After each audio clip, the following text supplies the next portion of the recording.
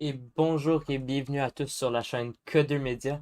Pour la première fois du retour des balados Code2 Media, j'accueille, je suis tout seul et j'accueille mon invité, l'ancien du sommet, Mathis Meir. Yo, ça va bien? Oui, ça va bien toi, Mathis? Ben oui, ça va bien. Écoute, il faut. Donc, pour tous ceux qui auraient le défaut de ne pas te connaître, présente-toi en quelques mots. Ben dans le fond, je suis ancien président de l'École de sommet. Puis, c'est ça, là, je suis lutteur professionnel en ce moment. Puis, c'est pas mal ça. J'ai étudié en relations publiques à la Cité. Puis, là, ben, je roule ma bosse. Euh, Première question, je me demandais comment t'es venu le monde de la lutte? Ouais. Ben, dans le fond, c'est sûr, moi, c'est une histoire assez complexe en deux temps, je dirais.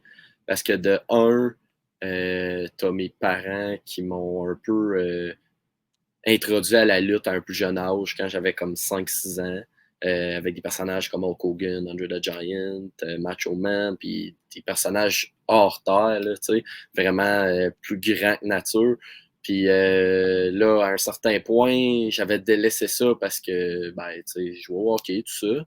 Puis c'est un peu revenu plus tard dans ma vie, je dirais, vers les 8 à 10 ans, que j'ai recommencé à écouter ça un peu avec mon grand-père, puis les vendredis soirs.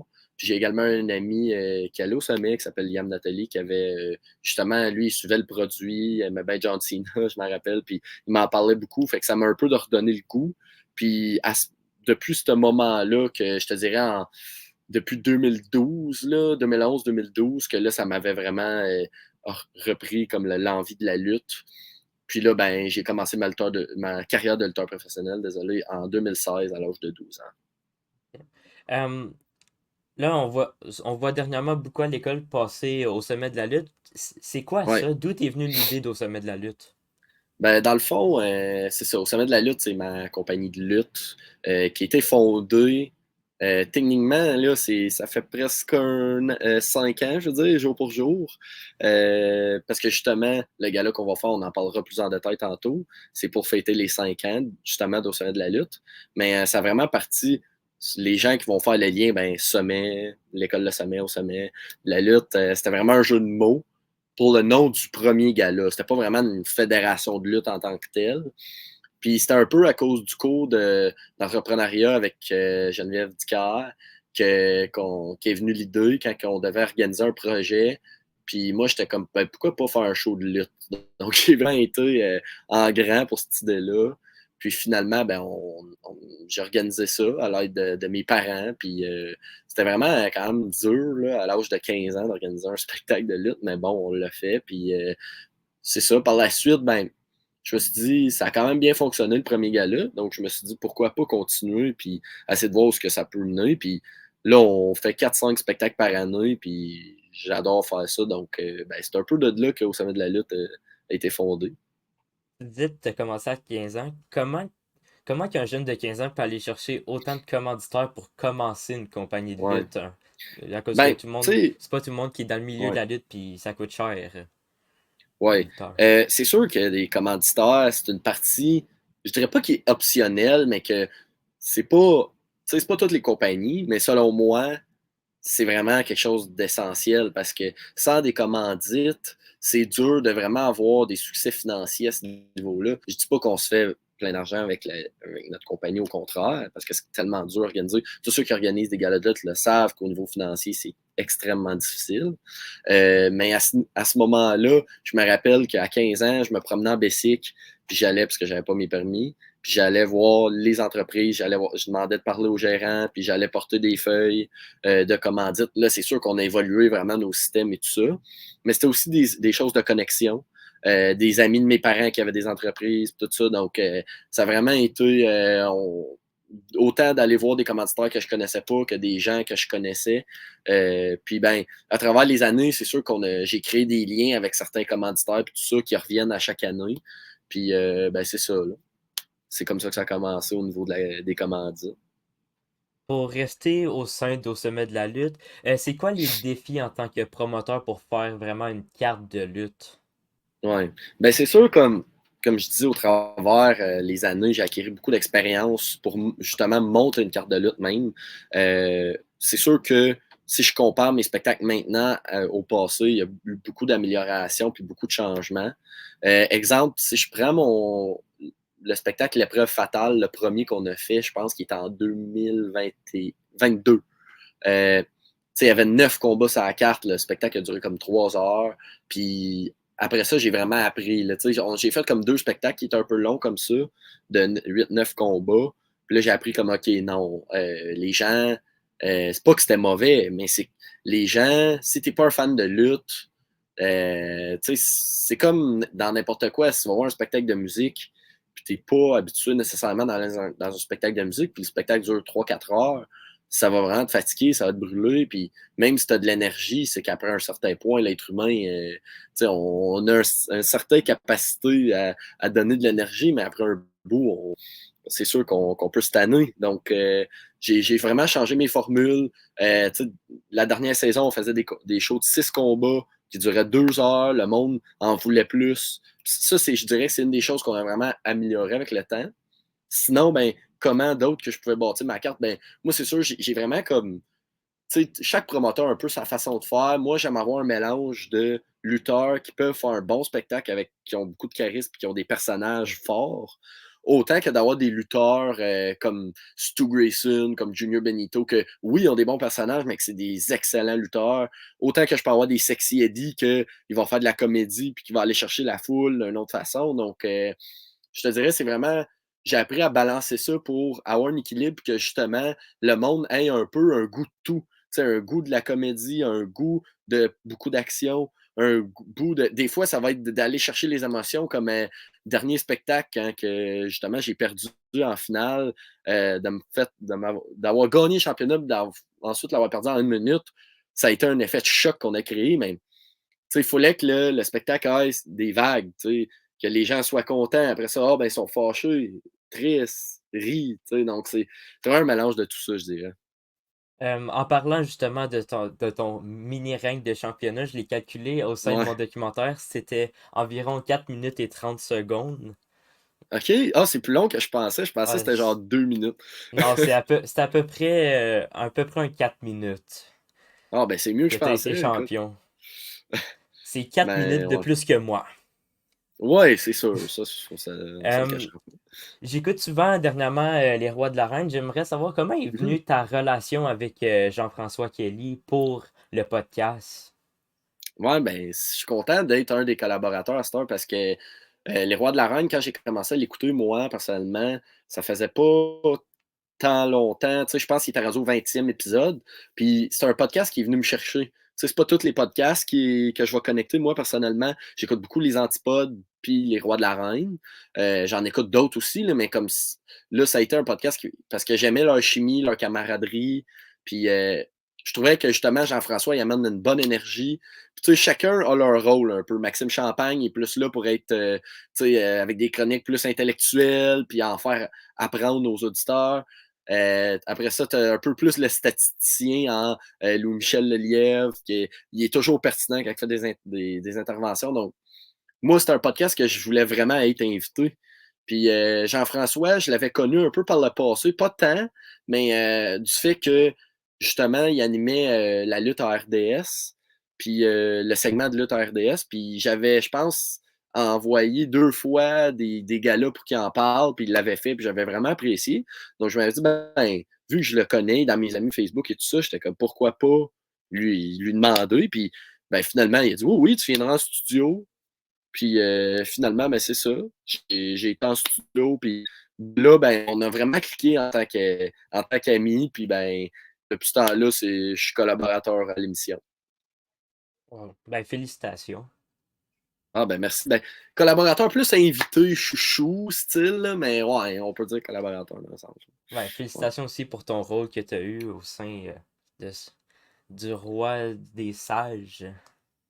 Oui, le président du comité de sages, ça c'est important parce qu'il faut qu'il y ait du monde qui remette les pendules à l'heure, puis tu sais, c'est essentiel là, quand même. Pour revenir un petit peu plus du côté d'Au sommet de la lutte, comment t'as commencé, pour faire en partant du début de ta carrière de lutte, commençons vraiment du début jusqu'à aujourd'hui. Tu sais, c'est sûr que je pourrais faire un 20 minutes là-dessus. Là, tu sais, il y a eu beaucoup d'obstacles, tout ça, mais si je résume ça dans un 2 minutes, justement, je commence ma carrière, moi, en 12 ans avec Jacques Rougeau. Où, tu sais, c'est une façon un peu différente qu'ailleurs au Québec. Dans le fond, je me fais apprendre à lutter. Puis là, ben, Jacques, il est beaucoup axé sur l'aspect théâtral de la chose, puis l'aspect spectacle. C'est un bon promoteur à ce niveau-là. Donc, nous, c'était vraiment. Puis quand tu luttais avec Jacques, c'était exclusivement avec Jacques. C'était sa façon de faire. Certains la jugeront, mais moi, tu sais, il était franc et honnête avec nous que c'était comme ça que c'était. Puis, bref, tout ça pour dire que j'ai resté avec Jacques de 12 à 14 ans. Dans le fond, j'ai été avec lui pendant 2 ans et demi, jusqu'à temps qu'il fasse son gros spectacle de retraite au stade IGA, devant une foule de plus de 6 000 personnes environ. Puis c'était vraiment une belle expérience. Donc, j'ai fait environ 5 à 6 galas avec Jacques, ses spectacles familiales. Puis par la suite, j'ai parti de mon propre gré à justement 14-15 ans. Puis ça, c'était en 2018. Donc, mais là, à ce moment-là, c'était un peu dur, tu sais. Je suis arrivé dans le monde de la lutte un peu comme ça, de la lutte indépendante, puis je connaissais pas vraiment personne, j'étais un peu laissé par moi-même. Donc là, c'était vraiment de... J'ai eu une bonne année quand même que j'avais pas tant de bookings. Des bookings, pour les gens qui ne savent pas, c'est quand tu te fais inviter pour faire un gala, puis tu vas lutter sur le gala, justement. Donc, ça a pris du temps avec la fusée part, là, mettons. Je te dirais que là, pour certains, la COVID, ça les a ralentis. Pour moi, ça a quand même aidé parce que quand on est sorti de la COVID, j'ai commencé à beaucoup lutter pour la FML, la Fédération montérégienne de lutte, située à Saint-Jean-sur-Richelieu. Donc là, puis il faut quand même que je mentionne que la GPW me bouquait régulièrement, la Gatineau Pro Wrestling, qui sont des gens qui sortaient de l'école de Jacques.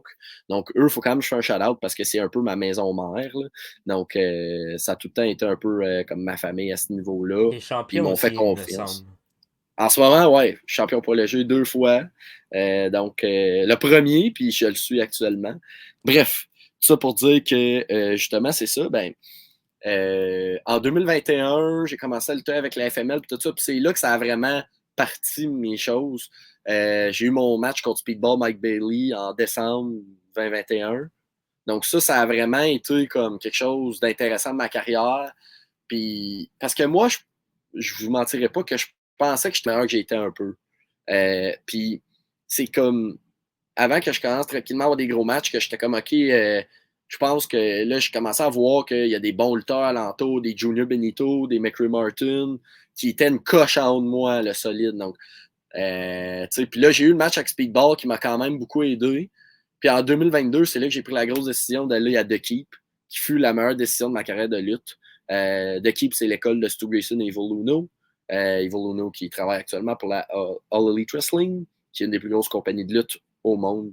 Donc, c'est là que ça m'a vraiment permis de me développer puis de devenir vraiment la meilleure version de lutte de moi-même. J'en ai beaucoup encore à développer, je pense, puis à acquérir, mais comme là, en ce moment, je pense vraiment que je suis sur mon X, sur un ring de lutte, depuis le début. Mais 2022, ça a vraiment été l'ascension, je pense, de Mathis Mir. Puis j'ai vraiment, dans cette année-là, j'ai beaucoup essayé de choses. J'étais avec Fred Lauzon, qui m'a beaucoup aidé. J'étais un peu en dessous de son aile quand j'étais dans l'académie de police de la FML. Ça, c'était un. En tout cas, encore là, c'est un autre aspect de ma carrière, là, mais bref. Depuis 2022, je te dirais que c'est vraiment là que l'ascension est un peu partie, puis que j'ai commencé à faire des grosses compagnies telles que C4, Seaway Valley Wrestling. Puis là, ben, depuis ce temps-là, c'est sûr que ça a vraiment juste été pour le mieux, je te dirais. Puis au sein de Booker, au sommet de la lutte, comment tu juges entre tes choix personnels de vouloir, par exemple, être champion et les Ouais. histoires que tu dois créer et respecter?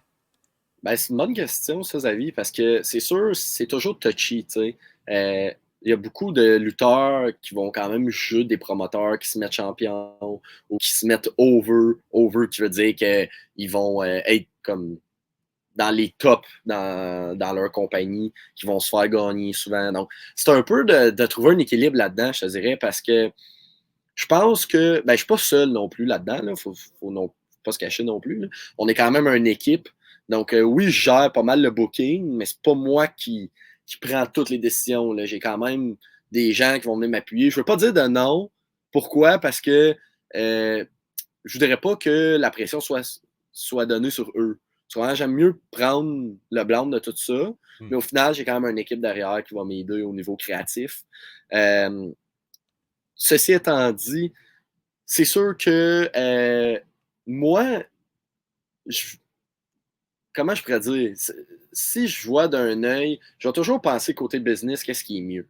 Tu sais, je pense que oui, j'aurais pu me mettre champion, puis ça aurait été crédible, parce que je suis quand même un lutteur accompli, puis tu sais, puis oui, j'ai gagné le championnat, mais je pense que c'est toujours mieux d'avoir des histoires qui se tiennent, puis que les gens veulent en avoir plus. Tu sais, justement, avec l'histoire qu'on a faite avec les merveilleux, ben, ça a laissé comme un gros point d'interrogation, désolé, de les, tu sais, les gens étaient mêlés, puis c'est, OK, c'est quoi qui va se passer avec ça? Ben, bien au prochain gala, tu sais. Puis je pense que on a le plus de storyline qu'on a eu depuis le début en ce moment, avec l'histoire des merveilleux, donc j'ai vraiment hâte de voir comment ça va venir en ligne de compte dans les prochains galas, là. Puis je vois derrière toi le petit poster. D'où est venue Oui. l'histoire des jeunes stars? Ah, les Jeunes Stars, ben ça, c'était, vois-tu, on a fait notre premier match dans le dernier gala à Jacques. Donc ça a été justement là qu'on a formé notre équipe. Puis j'avais mon partenaire qui s'appelait Samuel, qui était vraiment un bon lutteur, là, athlétique, voltigeur. Puis dans le fond, parce que les deux, on était comme, à l'école de lutte, on était les deux jeunes, quand même athlétiques. Puis Jacques a dit, ben, je vais vous mettre ensemble, tu sais. Puis là, quand on est parti dans les Indies, dans la scène indépendante, ben, on était comme pourquoi pas continuer ensemble. Donc, on s'est quand même pratiqué ensemble, tout ça pour développer une chimie. Puis on a commencé à lutter un peu ensemble. Puis je pense qu'on avait un bon potentiel. Surtout que moi, je trouve vraiment qu'il manque d'équipe dans la scène indépendante. C'est beaucoup de gens qui veulent lutter en solo. Exemple, tu fais la différence des gens en solo puis en équipe, il y a quand même une différence flagrante. Bref, mais quand est venue la pandémie, il a réalisé tout simplement que c'était peut-être pas ça qu'il voulait faire dans sa vie, puis il y avait d'autres ambitions que j'ai respectées à 100%.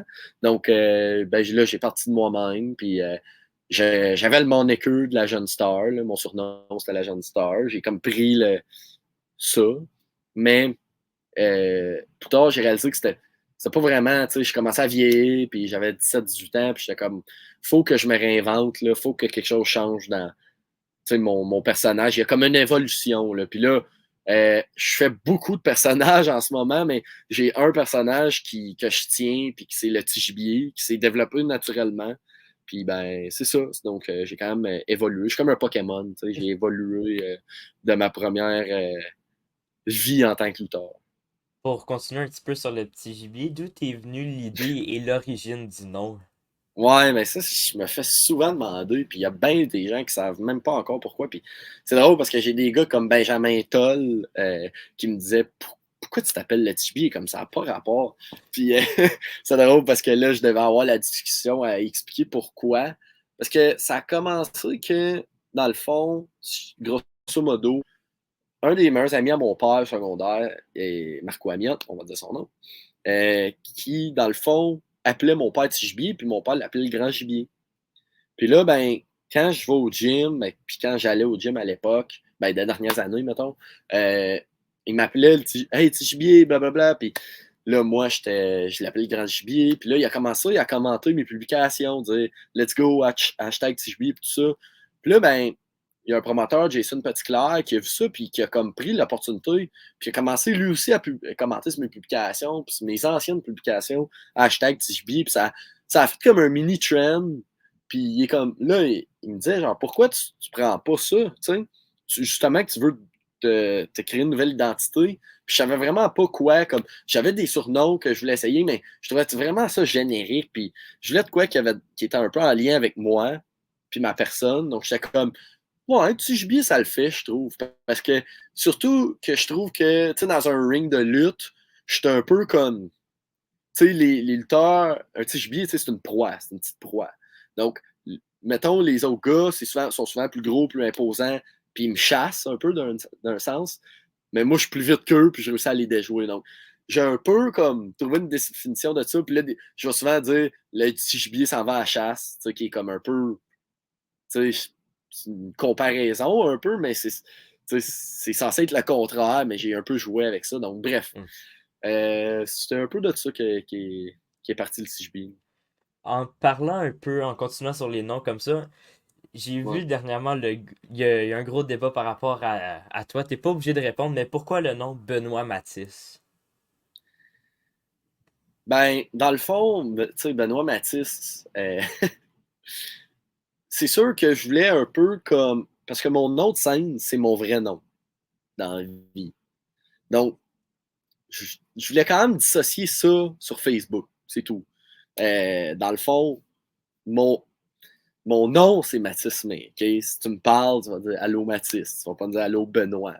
Mais euh, j'avais quand même des fans qui trouvaient ma page personnelle puis qui m'envoyaient des messages puis tout ça. Donc, j'étais comme garde pour comme un peu distingué puis tout ça. Puis c'est que techniquement, il y a une erreur sur mon certificat de naissance.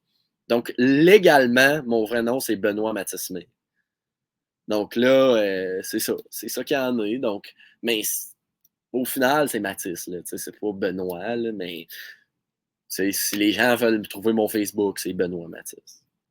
Puis pour conclure, j'ai été à la recherche d'informations, puis il y a une enseignante à l'école Oui. qui m'a demandé de te parler des coquelicots en septième année. C'est quoi cette histoire-là? Sabrina Tremblay. Ben là, Je donne pas mes sources. oui, oui, ben je t'assure que c'est elle, à 100%. On va la name drop juste parce qu'elle a parlé de ça. C'est juste parce qu'on avait un projet en or plastique, puis moi, je suis vraiment pas bon en dessin, OK? Je Ouais, suis c'est nul. pareil. Puis ma calligraphie, en plus, là, si tu fais ma calligraphie, c'est comme moi, OK, je comprends. Tout ça pour dire que on devait dessiner un coquelicot, je pense, ou quelque chose du genre, ou une fleur, puis mon coquelicot était très médiocre. Moi, je le trouvais quand même mieux que comme mes dessins habituels, mais j'ai quand même eu une très mauvaise note, là, comme un 1 plus. Donc, mais je me rappelle, ça, j'avais un peu contesté ma note à ce moment-là. Parce que, tu sais, j'avais des bonnes notes, à part dans ce cours-là. Puis là, ben, elle, Et c'était de notre Lego prof. Puis là, elle aussi. était comme, ben, peut-être, là, un certain point, là, mais en tout cas, finalement, ça a fait une anecdote, puis elle m'a vraiment souvent comme niaisé avec ça, mais on en rit là, quand on en parle, donc c'est ça. Mais là, si tu dis que tu n'avais plus d'autres questions pour moi? Non, juste pour conclure, où c'est qu'on pourrait te voir dans les prochaines semaines, les prochains mois sur des galas, Oui. ou Dans le même sur des fond, podcasts? ouais, ben je sais, je fais ce podcast-ci, écoutez-le.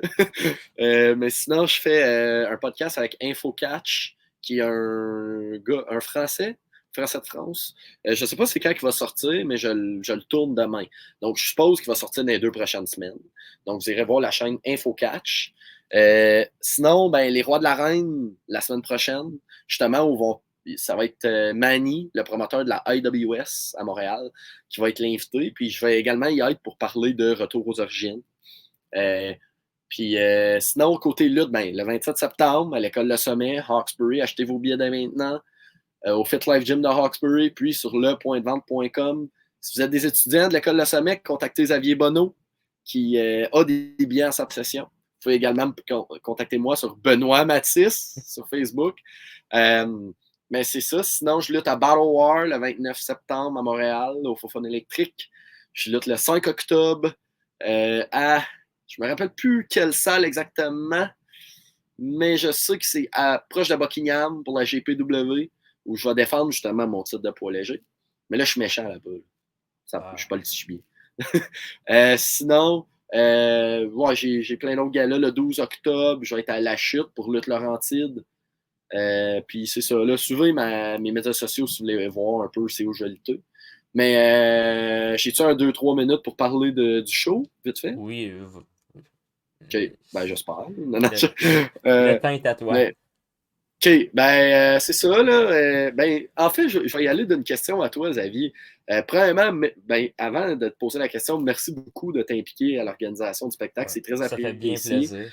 Puis, je pense que, écoute, si tu continues un peu dans la branche d'aimer la lutte et tout ça, on va pouvoir travailler ensemble à quelques reprises. Puis, je pense que c'est ça, là. Moi, je trouve ça cool que tu prends un peu ma relève d'un sens. Fait que, il faudrait qu'il y ait Ben, quelqu'un, il c'est faut toi. bien Donc, quelqu'un qui reprend la relève à quelque part. c'est ça, exactement. Puis tes choses vont juste s'améliorer de là, je pense. Écoute pas trop Stéphane Lajoie, par contre. Oui, mais tu sais, il faut que tu fasses une ligne entre les deux, là, tu sais. Puis si tu as des questions par rapport à lui, demande-moi-les. Je vais te conseiller, inquiète pas. Sinon, OK, ma question. Ouais, là, je divulgue un peu, là. Ouais. C'est quoi le match que tu as le plus hâte de voir? Pas le mien, mettons, juste comme. C'est quel match? Parce que là, on a tout annoncé les matchs. Euh, tous les matchs, si on l'air tous surprenants, mais tout ce qui est continuité avec l'histoire des merveilleux, j'ai été là justement ringside lors de ta défaite et de ton attaque, donc c'est vraiment une histoire que je vais suivre très proche Ouais. jusqu'à la fin de cette histoire-là. Ben, c'est une bonne réponse. Puis moi, personnellement, côté match, je pense que ce serait vraiment le match de Carl Jepson contre Picton qui risque de frapper très fort. Selon moi, j'ai le truc contre les deux gars. C'est deux des gars qui frappent le plus fort au Québec. Si c'est même pas au Canada, là. Leur chop, c'est les deux gars qui ont les plus grosses chops au Québec. Fait que j'ai vraiment hâte de voir. Puis les deux, je leur ai parlé personnellement, puis ils m'ont promis que ça va être un des matchs les plus intenses qu'on va avoir vu. Là. Donc, de l'histoire d'au sommet de la lutte. Donc, ça va vraiment être un match qui promet d'être très, très rough, très intense, qui va cogner. Mais sinon, comme tu dis, Xavier, ça va être une grosse carte. McCray Martin contre Frankie the Mobster pour le championnat au sommet de la lutte. Justement, les merveilleux. Qu'est-ce qui va se passer avec cette histoire-là? On sait que Fred va affronter Junior Benito, un des meilleurs lutteurs au Canada, un des meilleurs prospects, qui est d'ailleurs champion C4, Acclaim et par équipe IWTV avec. Ça, c'est pas rien, là, avec McCray Même moins Martin. bon que toi, bien sûr. Ça, je peux pas le dire, mais dans notre dernier match, c'est qui a gagné? C'est moi. Bref. Non, mais Junior est excellent. Là. Puis il est PWI 269, je pense. Donc, félicitations, Junior. Puis là, je parle trop, là, fait que je vais essayer de faire ça vite. Ah, c'est pas grave. Sinon, ben, justement, les London et Yane, la nouvelle équipe, bizarrement, qui s'est formée avec Frankie puis Fred. Je ne sais pas comment j'ai pas vu ça venir, là, mais bon. Un Contre petit peu Sexy Eddie. naïf, mon Mathis. Ben, je pense pas que personne s'en attendait tant que ça. Tu sais, il y avait eu des promos au préalable qui s'avaient fait faire entre Fred, London puis Frankie, mais c'était très nébuleux. Bref. Ouais, justement, Eddie puis Taco pour les championnats par équipe. Donc, ça va être une grosse soirée pour les merveilleux. Une grosse soirée également pour les fans présents qui vont avoir de l'action à n'en plus finir. 7 gros combats. Arrivé d'avance, il va y avoir un match d'avant-show. On ne l'annonce pas, c'est toujours un show, un match un peu surprise. Je peux vous garantir par contre que ça va être un bon combat. Puis, ben, c'est ça. Sinon, moi, je sais pas, Xavier, mais j'ai entendu dire également que ça se peut qu'il y ait un prof du sommet qui soit impliqué dans le show. Là. Je sais pas qu'est-ce qui se passe, mais je pense qu'il va peut-être de quoi qui va sortir bientôt par rapport à ça. J'étais Là. justement pour te demander si t'avais plus d'informations. J'ai juste entendu dire qu'il y avait peut-être un prof qui travaillait avec les élèves du secondaire, mais j'ai pas plus d'informations, par exemple. Mais c'est quoi, là? Parce que moi, je me fais dire, au travers des branches, que c'est peut-être un prof qui pense que la lutte, tu sais, c'est arrangé, puis que, tu sais, je sais pas, là. Je pense qu'il y a bien, Malheureusement, il il y y a a de l'air trop de profs d'avoir, qui pensent ça. Fait que ouais. même si on fait la recherche, savoir qui c'est, tous les profs, la plupart des profs vont penser ça, donc c'est pas une recherche qu'on peut être 100% de faire. Ben, en tout cas, je pense qu'il faudrait suivre les médias sociaux d'Au Sommet de la lutte puis de l'école secondaire publique Le Sommet pour voir la continuité de tout ça. Mais sinon, écoute, je vous invite tous à venir. le 27 septembre, retour aux origines, gala 5 ans d'anniversaire. On en revient au bercail, vraiment. Puis j'ai vraiment hâte de lutter devant ma foule à Hawkesbury. Ça va être une soirée inoubliable. Parce que Puis, faut pas Hawkesbury a hâte oublier, de te voir aussi. oui, ben, merci, j'apprécie. J'espère que vraiment c'est le sentiment qui sentent. Là. Puis, c'est vraiment important pour moi d'avoir le plus de gens possible parce que c'est pour une cause qui est tellement importante, là, comme pour justement la Société canadienne du cancer. Les fonds s'en vont directement là. Donc, vraiment, là, puis si vous ne pouvez pas être là, au moins, on va sortir un lien bientôt pour donner des dons. Donc, au moins, juste de donner un don au cancer, là, c'est, au moins, ça peut faire une petite différence, on ne sait jamais. Puis, on connaît tous quelqu'un dans notre famille, de nos amis, une connaissance qui est atteint du cancer ou qui l'est encore présentement. Donc, moi, c'est tellement important pour moi, puis je pense que ça l'est pour tant de gens. Donc, venez supporter ça. Puis, c'est pas cher, là, 20$ régulier, 30$ VIP, je répète, FitLife Gym d'Hawkesbury ou sur le.devente.com. Ça va être un show exceptionnel, de la bonne lutte, de la bonne ambiance, de la nourriture sur place, des gens de la région qui vont y être. Puis je dis ça, puis je dis rien, mais ça se peut qu'il y ait un influenceur ou influenceuse quand même assez populaire des médias sociaux qui soit là. Je ne garantis rien, mais ça se parle en ce moment. Là. Wow. Donc, écoute, avec tout ça qu'on sait, Xavier, c'est un show à pas manquer, dans le fond. Dans le fond, toutes tes choses sont à pas manquer. C'est ça, exactement. Fait que, ben, je te laisse avec le mot de la fin, dans le fond, Xavier. Bon, ben, bientôt nous aurons aussi le Vox Pop qui va sortir probablement Oui. sur les réseaux Au Sommet de la lutte, ainsi que le documentaire que j'ai tourné avec toi lors du dernier Oui. gala, où tu as perdu le championnat en 4 minutes 30 secondes. Ouais, on n'est pas obligé de le rappeler, ça. Bon, ça me dérange pas, on peut le garder. OK. Bon, ben, sur ce, on se retrouve prochainement pour un autre épisode de Code de Média. Bye!